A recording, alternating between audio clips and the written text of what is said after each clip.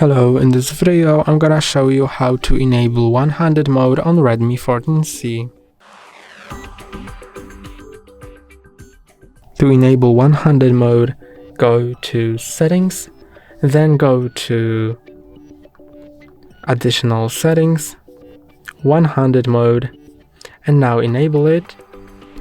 And when you swipe to the left or right on the navigation panel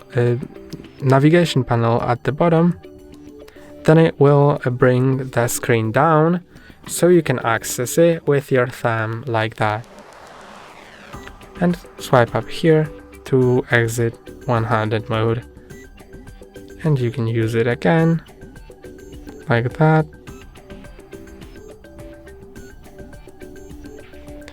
And that's all for today. Don't forget to like and subscribe. See you next time.